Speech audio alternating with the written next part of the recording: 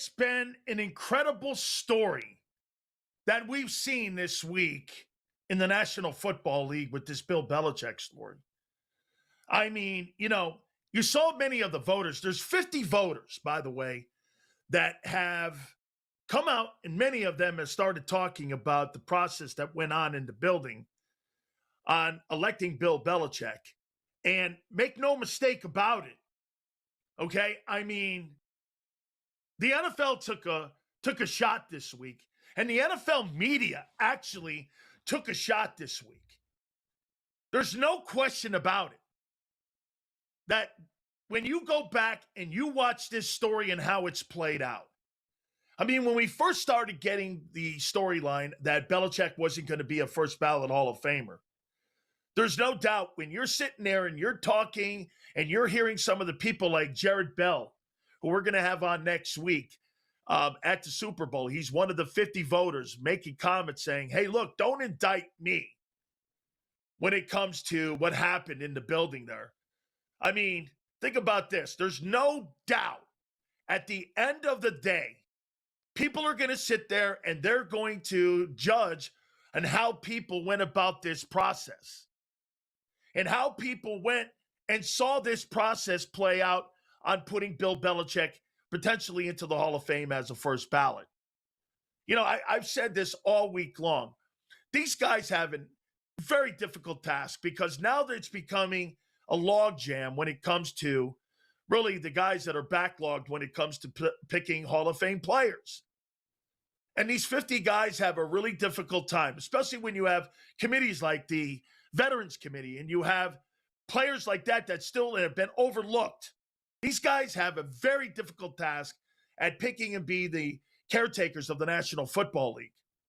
It's really been a black eye, I think, for the Hall of Fame. Now, the Hall of Fame, I made the comment too. I think that the Patriots broke the Hall of Fame a little bit. The Hall of Fame this week had to come out with a statement, and they basically had to come out and say that, hey, look, make sure you have respect for the process. I have tremendous respect for the process. But when you don't put a guy like this into the Pro Football Hall of Fame with 334 victories, okay, and you put that into the thought process, 8 Super Bowl rings, okay? 8 Super Bowl rings. How do you deny the opportunity for that guy to not be into the Pro Football Hall of Fame? Make no mistake about it. At the end of the day here, a lot of the guys, there's 50 of these voters who have come up and have made the conversation where, as I said, folks, that, you know what? It's been a really difficult week. And we've talked to many of the voters. Okay? We have. We've talked to many of them. And there's been a different opinion on just about everything. And now there's been a couple guys that have come out and kind of gave their explanation on why they didn't pick them to go to the Pro Football Hall of Fame or pick Bill Belichick to go into the Pro Football Hall of Fame. And I respect those opinions. Now, one thing you're going to get really a lot of people tell you it's a lot about the process. It is a difficult process. And I think you're going to see radical changes next year when it comes to the selecting of the Hall of Fame. As we said this here before with Bill Belichick, I mean, the resume is second to none. Here's a guy that coached Lawrence Taylor. Here's a guy that coached Tom Brady. Here is a guy that, without a doubt, has put a resume together. And let's talk to a man who was in the building when he saw this go down. He is our friend, Pro Football Hall of Fame voter. He is Jason Cole. Jace, I appreciate you doing this. Thank you so much, my friend. And what do you make of the backlash? Just so you know, I wasn't in the building. I was on a Zoom call, but just to be technical. Yeah, to answer your question, Dan, look, I'm flabbergasted. I'm still flabbergasted, right? And because I think I said to a bunch of people, look, we have 5 people on this part of, which include the seniors, include the one contributor, which is Bob Kraft, and Bill Belichick is which. And then we had 15 guys in the modern era class, right?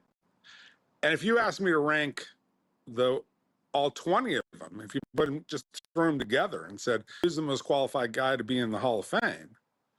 My answer would have been Bill Belichick.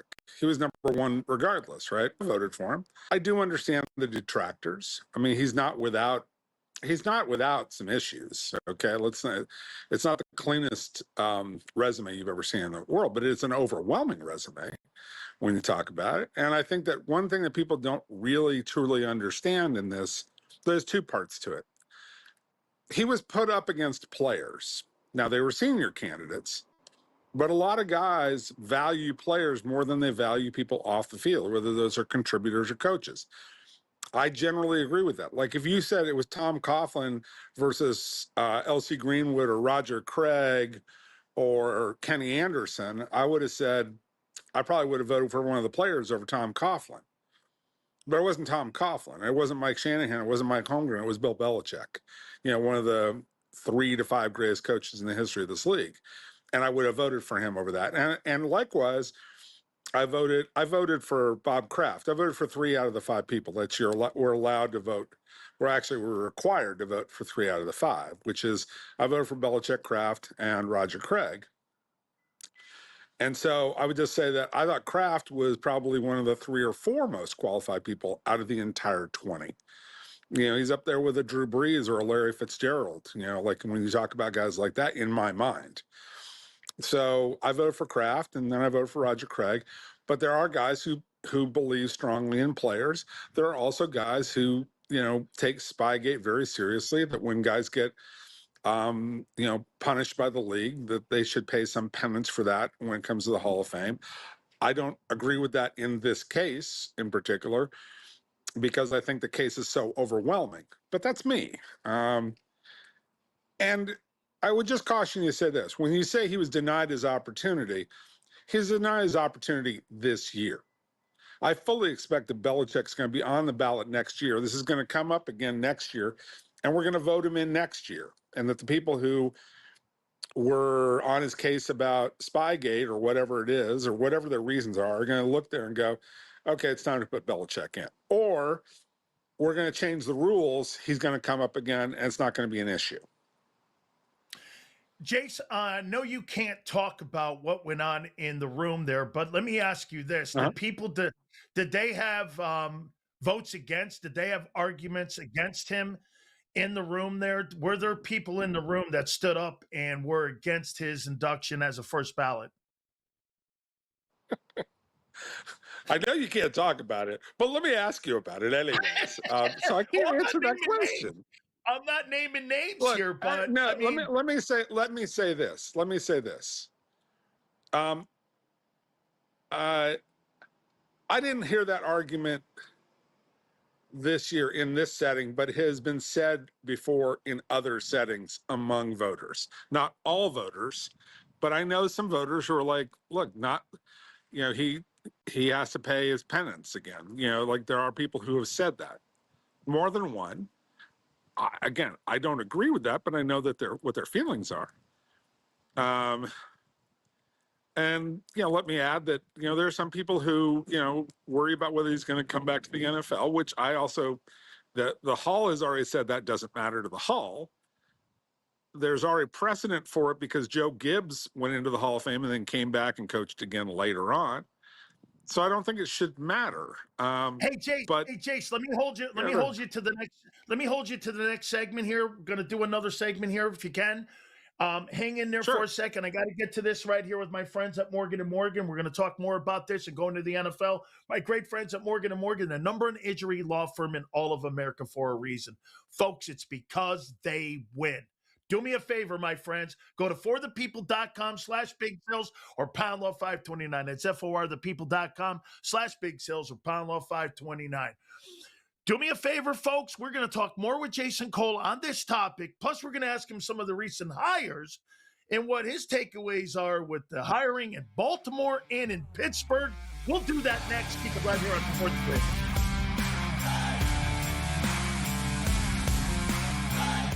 Heads or tails? Over or under? Seahawks, Patriots. Don't stress. Sports Grid breaks it all down. They are locks. We can capitalize. We're going to see a ton of over money. Props, expert guests, and smart insight leading up to the big game. Oh my God, if Sam Darnold wins the Super Bowl. Only on Sports Grid. Stacking up wins to avoid a brutal matchup path, and when Giannis gets back full burst, they got to get him back on the floor and back on the floor healthy. The Bucs season won't be defined by the game Giannis misses. It'll be defined whether Milwaukee protects him from himself and gets him back in April if he's still a part of the team. Pro basketball today. Only on Sports Grid.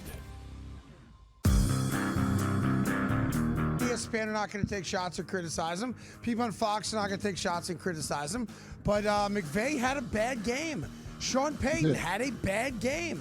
And that's just a fact. Like, when they go back and review what took place in key spots of that game, Sean Payton cost the Broncos points and Sean McVay cost the Rams points. Those are the first two people that should be blamed. The Craig Carton Show. Only on Sports Grid.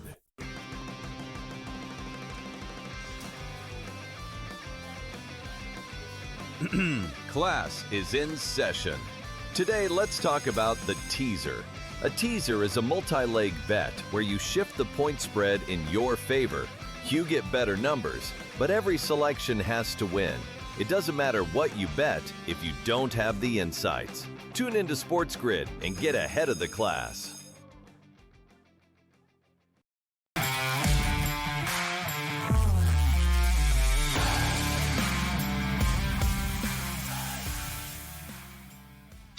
I'm talking with my friend, Hall of Fame voter Jason Cole, one of the 50 men that is part of the process for the Hall of Fame. And I just want to finish up before we start talking about the new coaching hires through this coaching cycle here.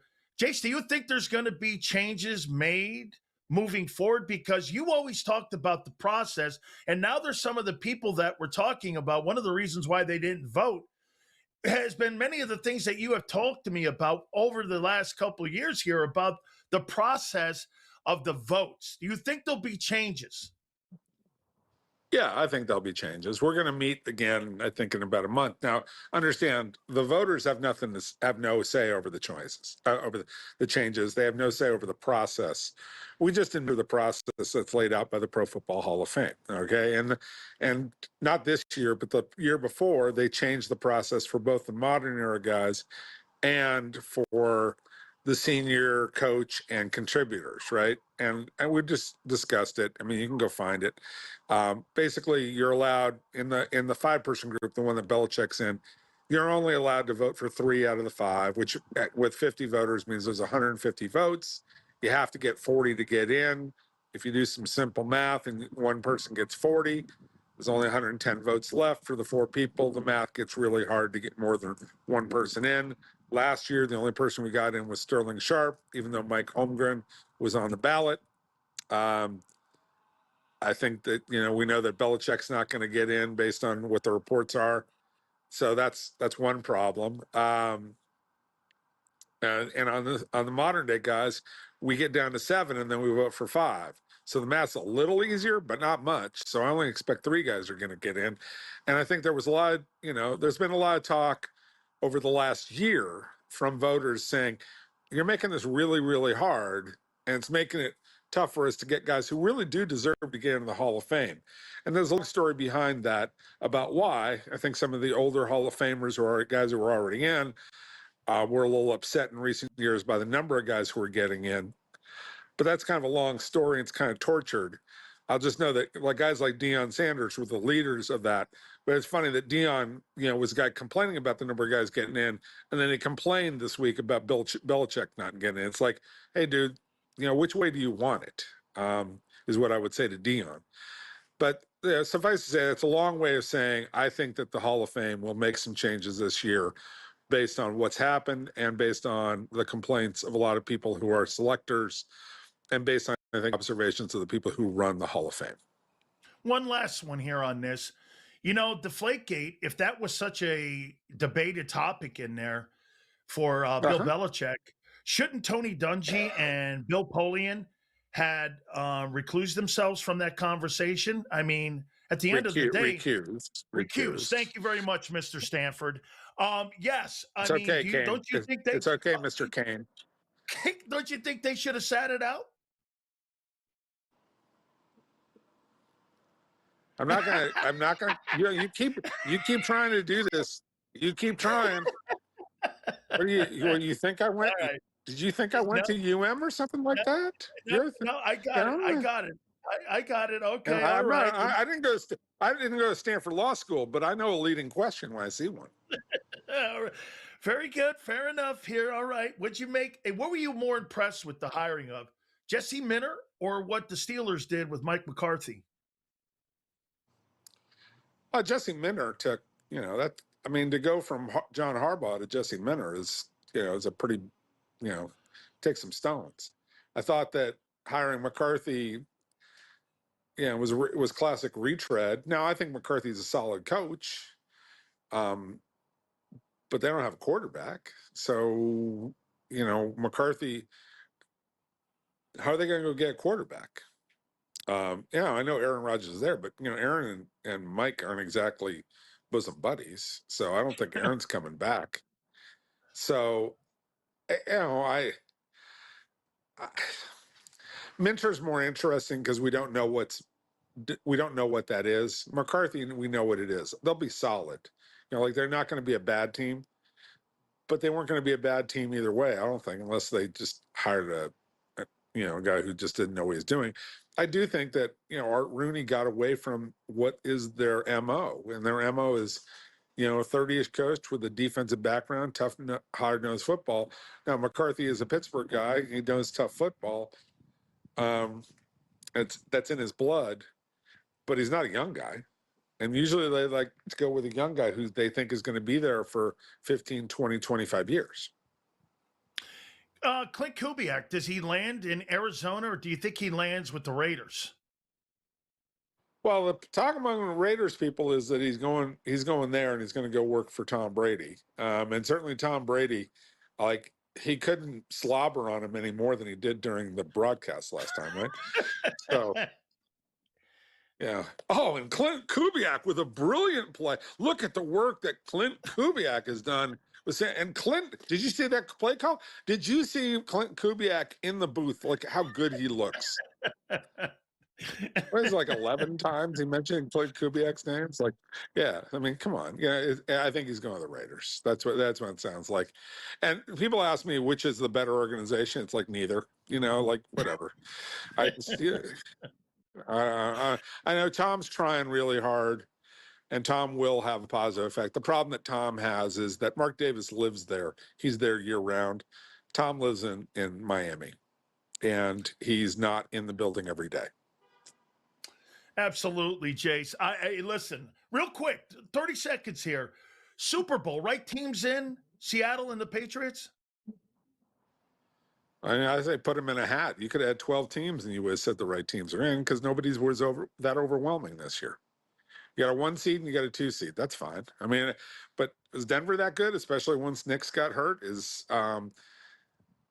Houston that good? No. Is Jacksonville that good? No. If we go over on the NFC side, is the Rams, they have a good argument but they lost 2 out of 3 to Seattle, right? And 49ers were too banged up. Philly was a mess psychologically. Detroit fell apart. They didn't even make it the playoffs.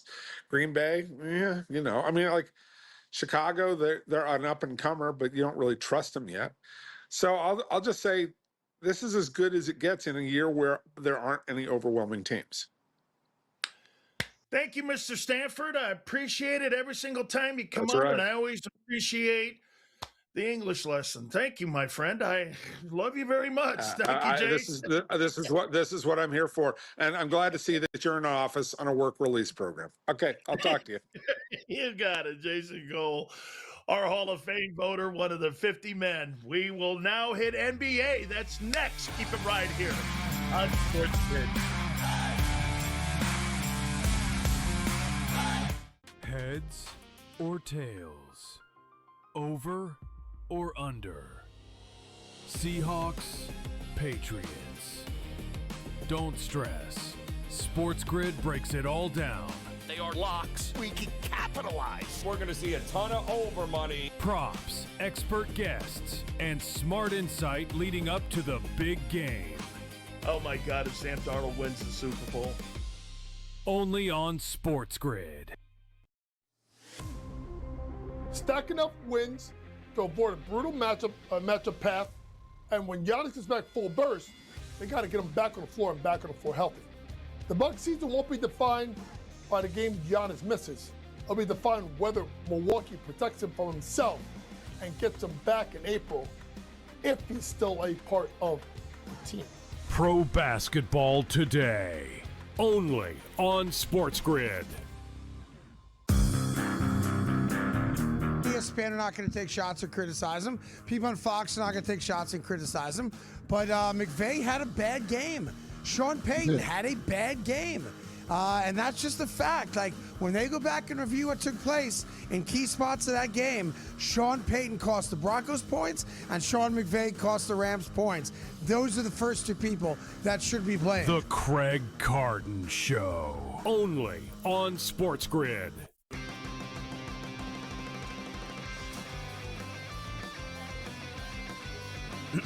Class is in session. Today, let's talk about the teaser. A teaser is a multi-leg bet where you shift the point spread in your favor. You get better numbers, but every selection has to win. It doesn't matter what you bet if you don't have the insights. Tune into Sports Grid and get ahead of the class.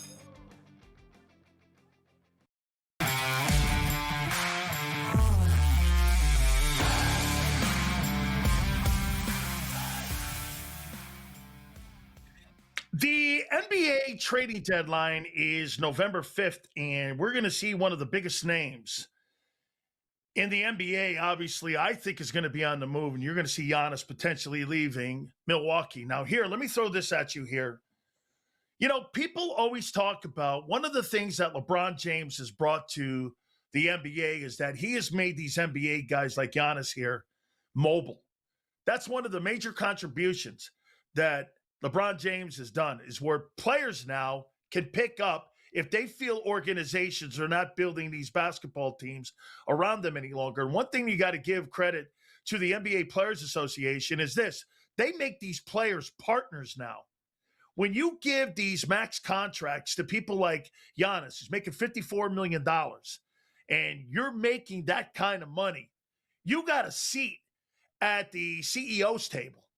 I mean, you're there with the board of directors making decisions on what you think the direction of the organization is. Now, I'll say this to you. One thing that I really love about Giannis, I love that Giannis almost went down the same lane as Abdul-Jabbar.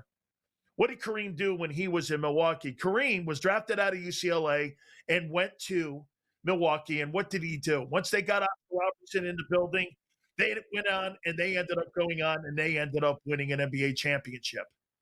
Then he was traded to the Los Angeles Lakers, and he wanted to go back to a place where he had played his college basketball in Los Angeles, where he played at UCLA.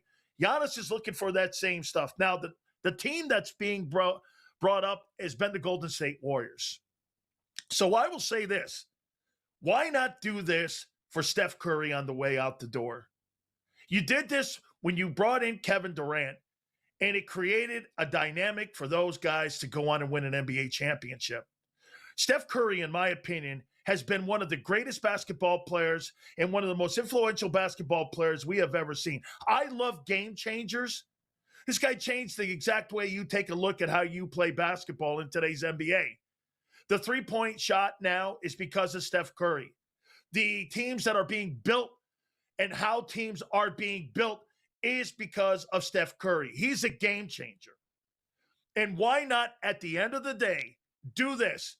Why not go out and get him one last nugget when you can bring in a guy like Giannis? It's talked about that maybe Draymond Green would be part of that deal and that they would move him to Golden State. Can you imagine Steph Curry and Giannis playing together in Golden State?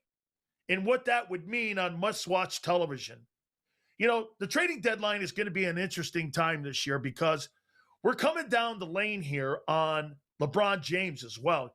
Here's Giannis here. I mean, should he stay or should he go? I mean, I'm old school, okay? I'm old school. I like guys starting and finishing. LeBron may be on the move. Yet to be determined. But I like guys going to places, starting and finishing.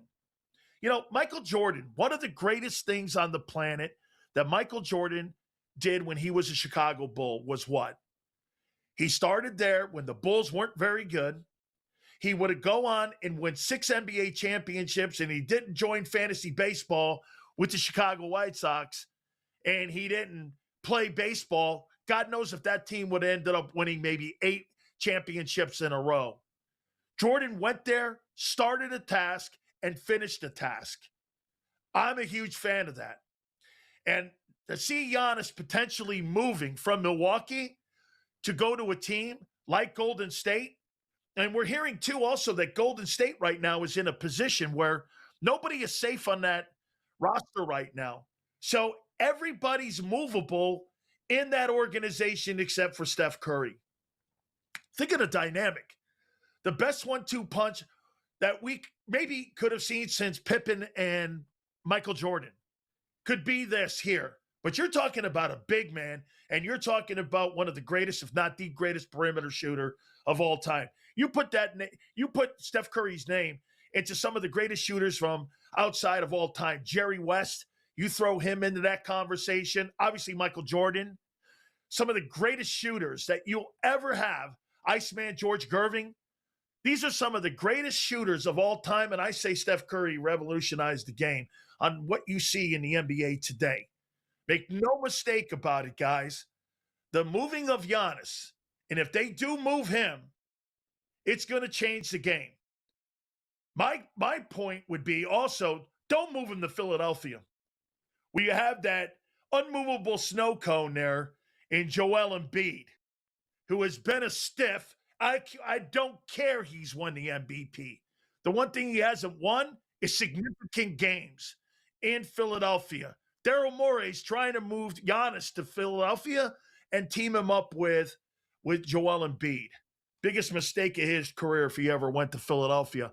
I do hope he stays in Milwaukee, and we appreciate, all the things that he's done. We're going to talk to one of my great friends and one of Sports Grid's great talent, the WFAN's great talent. Ray Carton next, right here on Sports Grid. Heads or tails? Over or under? Seahawks, Patriots. Don't stress. Sports Grid breaks it all down. They are locks. We can capitalize. We're going to see a ton of over money. Props, expert guests, and smart insight leading up to the big game. Oh my God, if Sam Darnold wins the Super Bowl. Only on Sports Grid. Stack enough wins to avoid a brutal matchup path, and when Giannis gets back full burst, they got to get him back on the floor and back on the floor healthy. The Bucs season won't be defined by the game Giannis misses. It'll be defined whether Milwaukee protects him from himself and gets him back in April if he's still a part of the team. Pro basketball today. Only on Sports Grid. ESPN are not going to take shots or criticize him. People on Fox are not going to take shots and criticize him. But McVay had a bad game. Sean Payton had a bad game.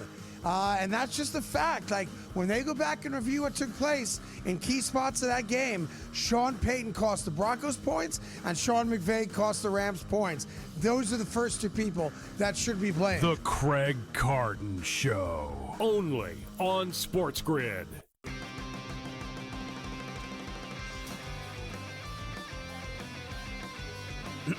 Class is in session. Today, let's talk about the teaser. A teaser is a multi-leg bet where you shift the point spread in your favor. You get better numbers, but every selection has to win. It doesn't matter what you bet if you don't have the insights. Tune into Sports Grid and get ahead of the class.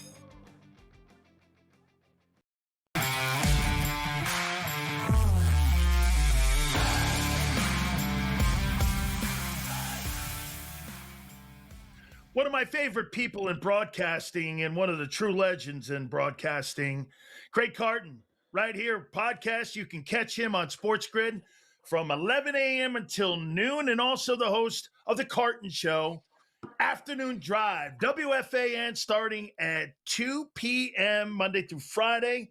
Craig, you got to start it out with you, man. This Belichick stuff, man. Let me start it out here with you. I know you being the ultimate Jets fan, you may like this here. I don't know, man. What's your takeaway on what you saw this week shake out with Belichick not being a first ballot guy?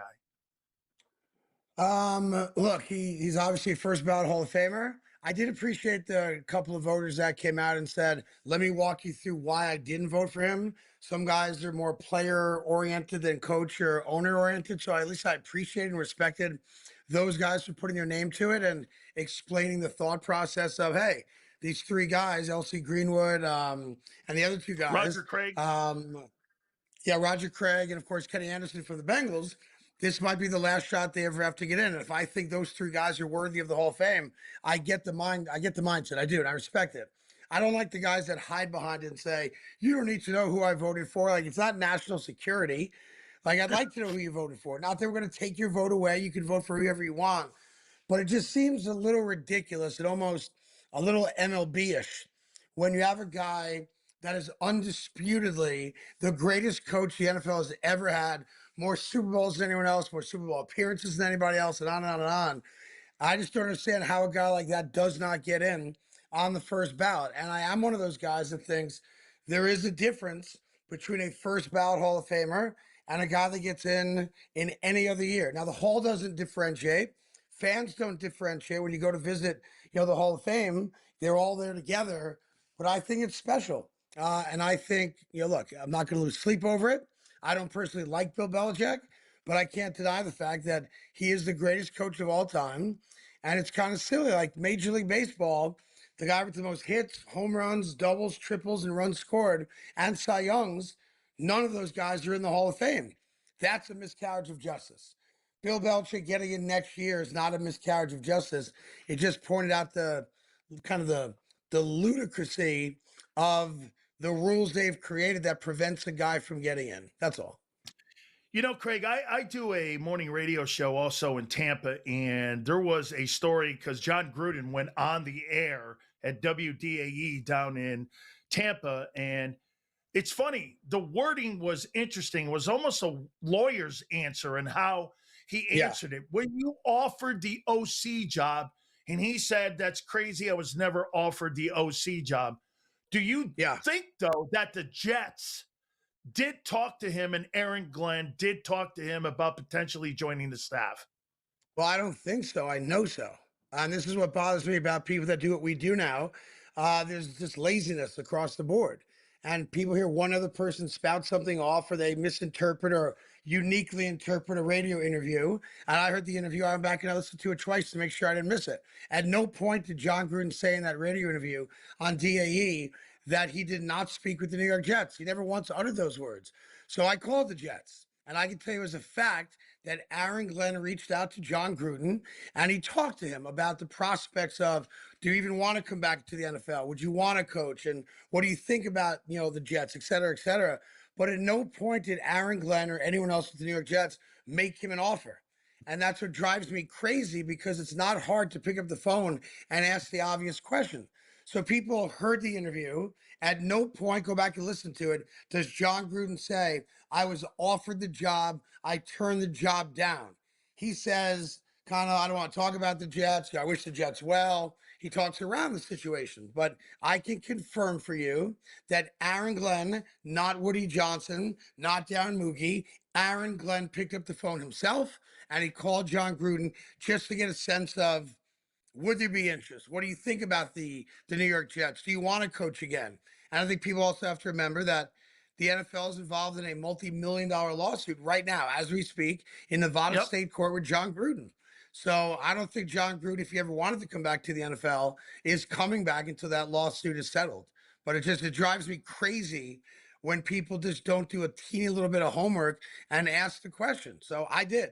And Aaron Glenn reached out to John Gruden and never offered him a job.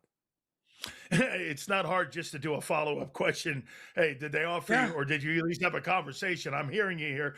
Hey, Craig, do you think this sets up the possibility that if Aaron Glenn falls on his face, that the Jets would turn around and call John Gruden back to potentially have interest in him becoming the head football coach of the Jets?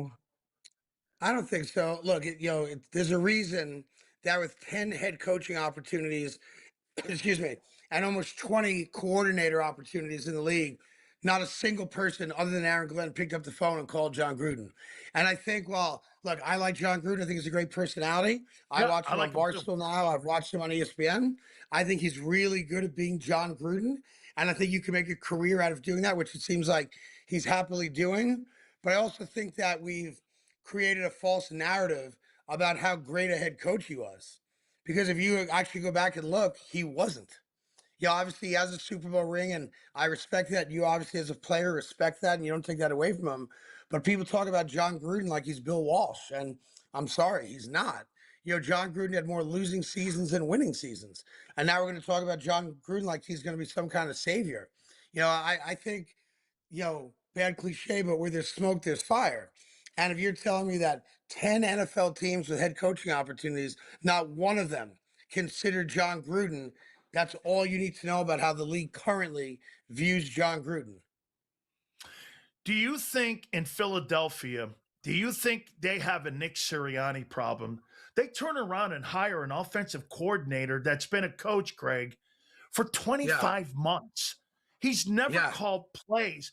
25 months he's been a coach, and they land on Sean Mannion as their new OC. This got Nick Sirianni all over. Do you think the ownership of Jeffrey Lurie has put that coach on the hot seat, saying, if you don't do it this year, dude, you're out at the end of 26? How do you look at it? Well, look, it's funny. The one thing you and I vehemently disagree on is how we kind of handicap Jalen Hurts. You're not a Hurts guy. I am a Hurts guy. No.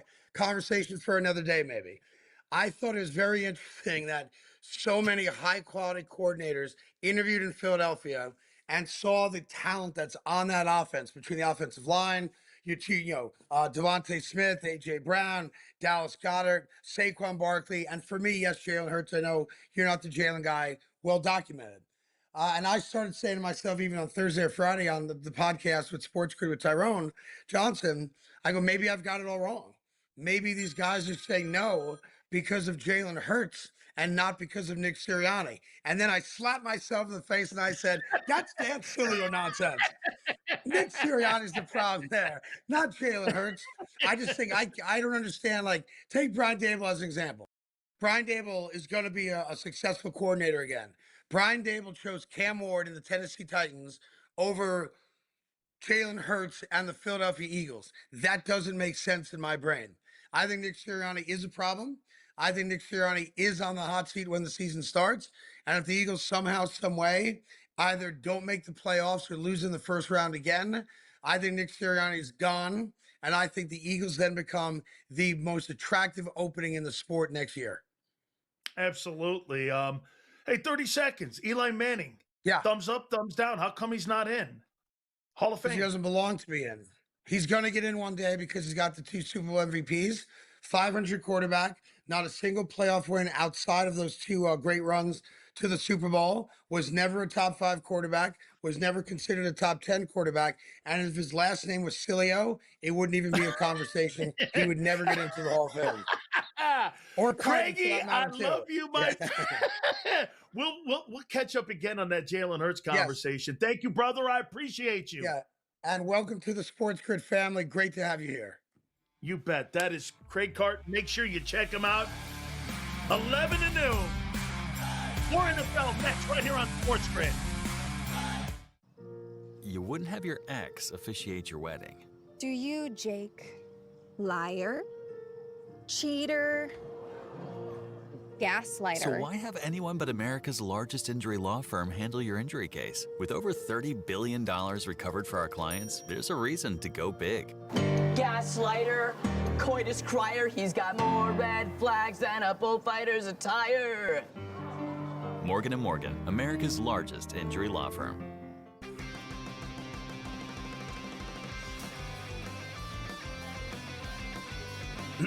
Class is in session.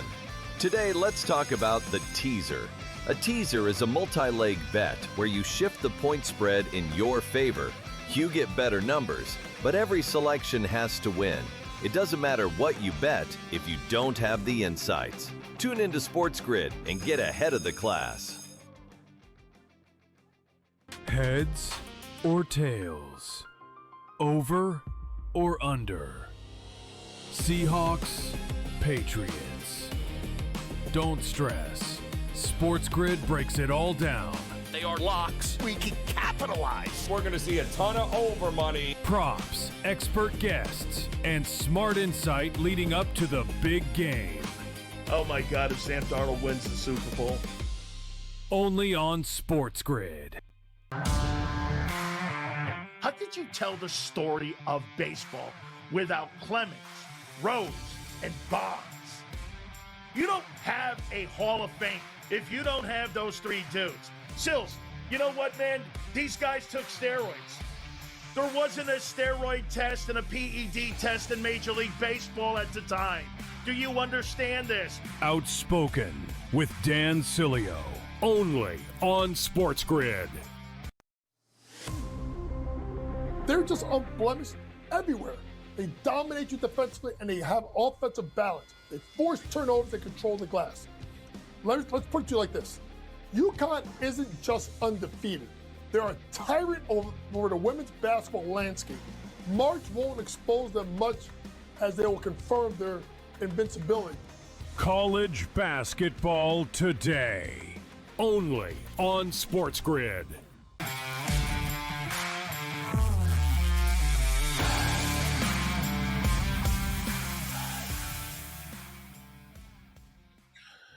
Super Bowl 60. What an absolutely spectacular event this is going to be, in my opinion. What I love about this year with these two football teams, Seattle Seahawks and the New England Patriots, what you have is massive storylines here. Here, let me give you a spin here first with the Seahawks here. I think Sam Darnold could change the entire landscape of how you look at quarterbacks and how you look at reclamation projects moving forward. I make this contention to you that if you look at all the $50 million quarterbacks that the National Football League has given these crazy contracts to, look how many have actually panned out. Not very many of them. Not very many have even gone to the game. Very few have even gone to a conference championship game. Then you take a look at a guy like Sam Darnold, who's making $30 million. General manager in Minnesota just got fired because they finally admitted that, hey, landing on J.J. McCarthy was not going to get it done. And the general manager and the analytics department, the head of their analytics department, were blown out on Friday. Why? Because of the mistakes they made at the quarterback position. J.J. McCarthy was almost on the brink of being traded to the Las Vegas Raiders. And here's Sam Darnold sitting in Seattle right now, 60 minutes away from winning a Super Bowl. Ask yourself this. If you're building a football team moving forward, are you going with the elite quarterback, or are you going to try to build the elite roster? What's cheaper to do? I'd rather go and find the elite quarterback, because why? I could build a substandard roster like you see in Buffalo. That's one of the things that I have against Brandon Beane, the general manager of the Buffalo Bills. These people haven't gotten off their ass in Buffalo and built a roster around Josh Allen, who played the last 4 games of the year with a broken foot. There's nobody on that football team. You take a look at Seattle. What have they done? They have built a great roster around Sam Darnold. Look at the roster. Defense, offense. He can throw 4 interceptions in a game and still almost beat the Rams like he did at SoFi Stadium. You bring in a guy like JSN. You're good in special teams.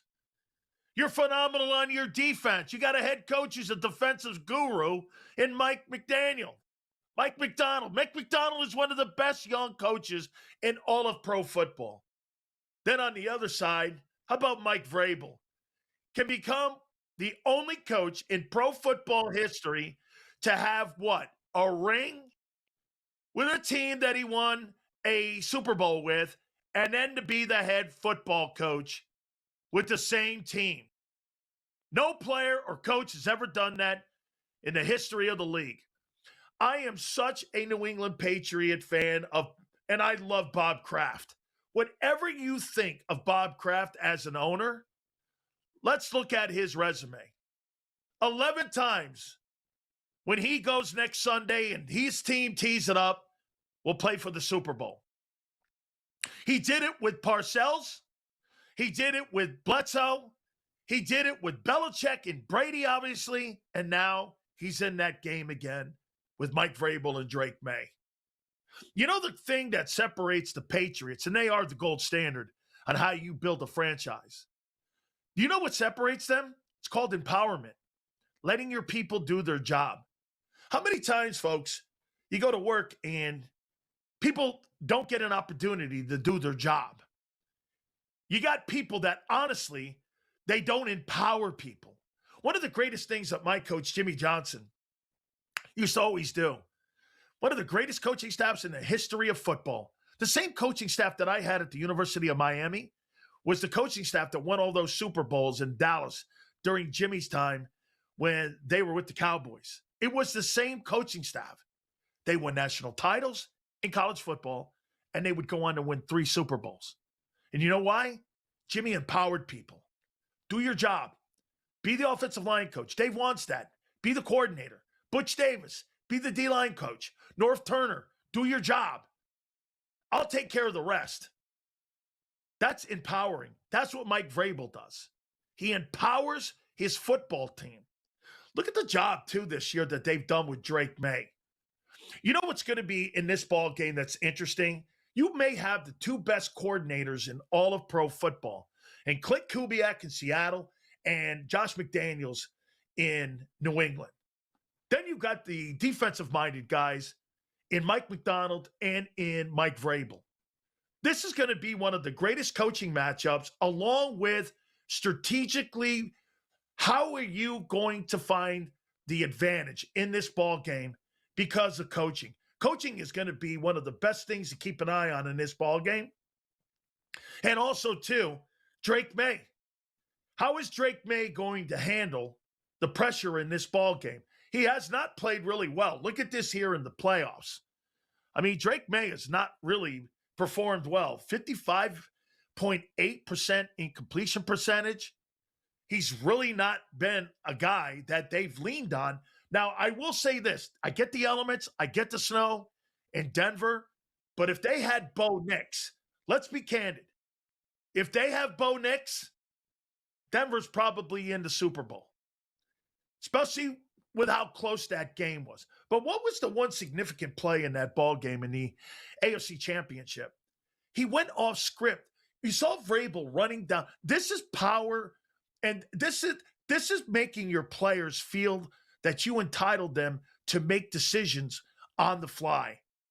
You know, it's coming out now in New England that Drake May went off script for that last first down to solidify the win in the AFC Championship. He broke ranks. They had called the play, and Drake May took the game in his own hands at the end. Didn't have a great statistical game, obviously, as we said, right? He ends up getting that first down, and that's why you saw Mike Vrabel running down the sidelines like that. I mean, that's empowering your players. That's empowering your coaches. That's making them feel like you're engaged for the entire 60 minutes. That's why this is going to be one whale of a Super Bowl. I think this is going to be a close Super Bowl. I think this is going to be a defensive battle. This is going to be absolutely one of the most impressive games I think we've seen in recent memory. Because you know why? You got 2 defensive-minded guys, and you have 2 coordinators that I think that are the best coordinators in all of football, in Clint Kubiak and Josh McDaniels. It's going to be a whale of a football game.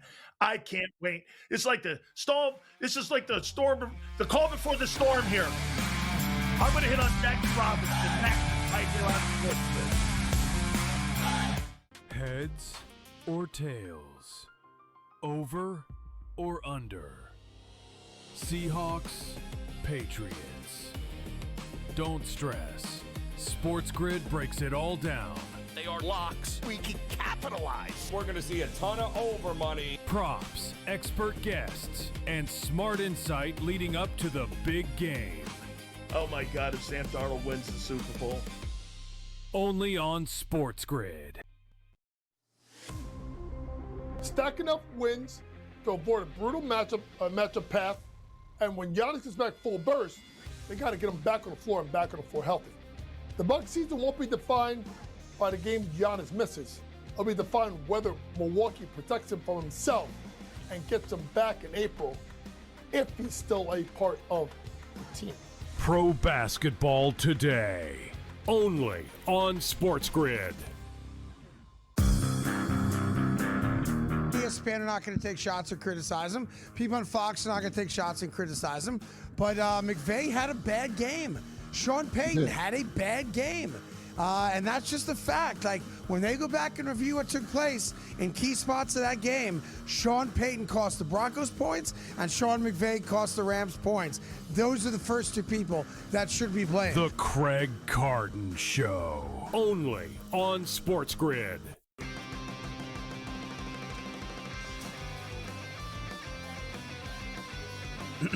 Class is in session. Today, let's talk about the teaser. A teaser is a multi-leg bet where you shift the point spread in your favor. You get better numbers, but every selection has to win. It doesn't matter what you bet if you don't have the insights. Tune into Sports Grid and get ahead of the class.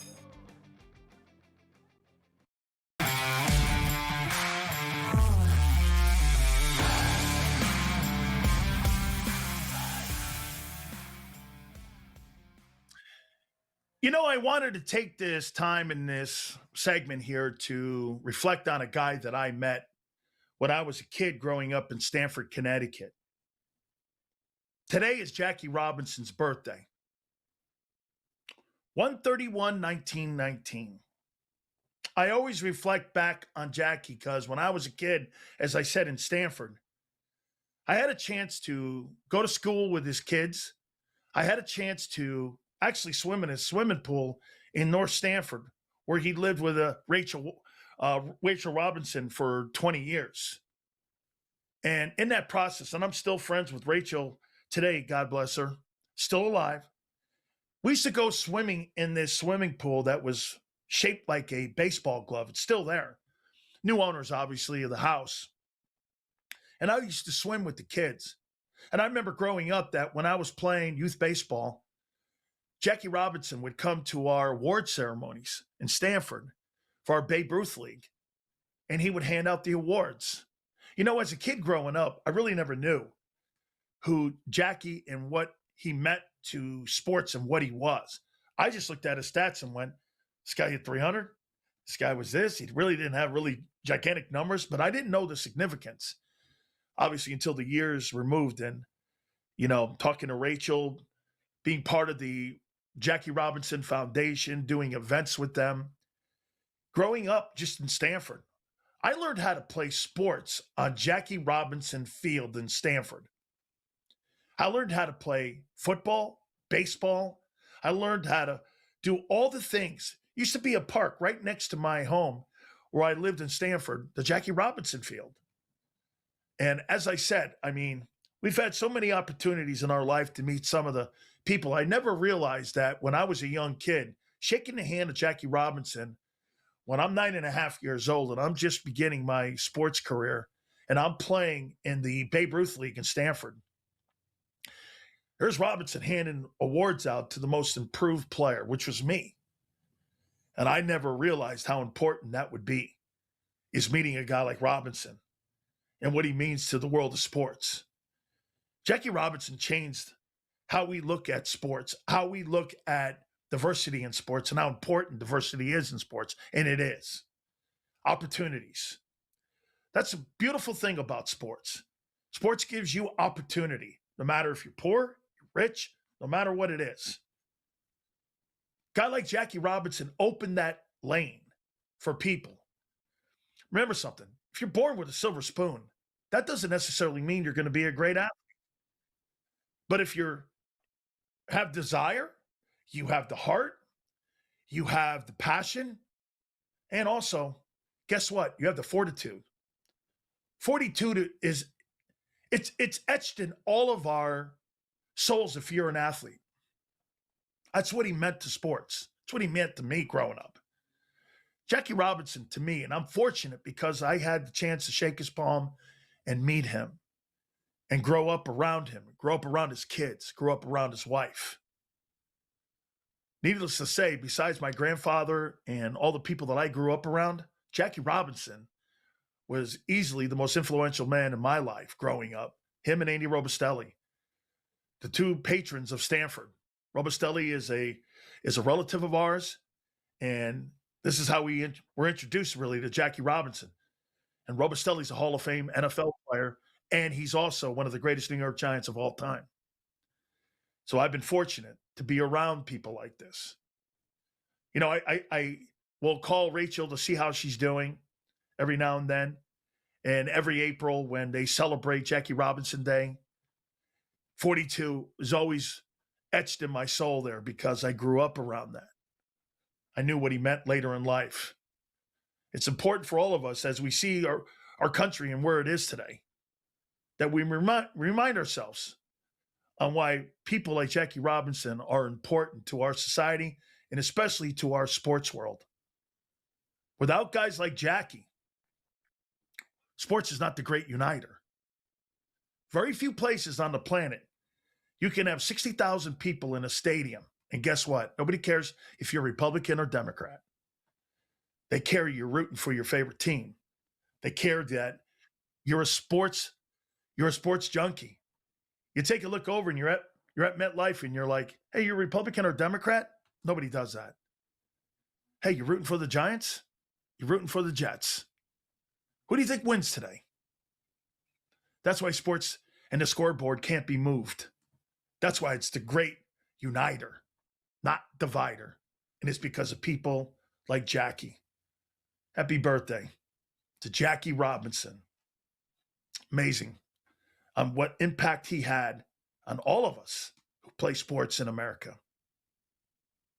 No question. All right, guys, don't forget, you can catch me Monday through Friday on Jacob Sports 2 to 6. We appreciate you more than you know. What an absolutely awesome day in the world of sports. We will get you on the flip side. Heads. Fear that we had going on. And the players obviously were paid $10,000 to $30,000 per fix. But what this does is it hits at the core of the identity in the sport, especially in the modern day betting era. College basketball today, only on Sports Grid. Basically, my co-host on Game Time Decisions, Josh Doan, is featured so much. And I also want to say this basically now confirms we are the premier Josh Doan network in all of sports media. No way no other show mentions Josh Doan as much as this one. Is that a success? Is that a failure? I don't know, but I think it's true. Game Time Decisions, only on Sports Grid. Meanwhile, Charlie Baker of the NCAA has planted his flag. He wants to see the end of prediction markets, and of course is a little bit nervous with all of the different stories that we've heard surrounding sports betting allegations of some folks being corrupt out there and maybe some point shaving. It does make some sense here. I just wonder which of the sports betting operators are going to stand with the NCAA. Newswire, only on Sports Grid. But I remember being 16 in high school, being in my school uniform, long pants and a tie, and I deadlifted 200 kgs, so that's 440 pounds. So yeah, so that was I actually have a video of it, so it might get leaked somewhere. Someone might be able to find that one. We might need to get that one to B-roll the show with. The Smiley Show, only on Sports Grid.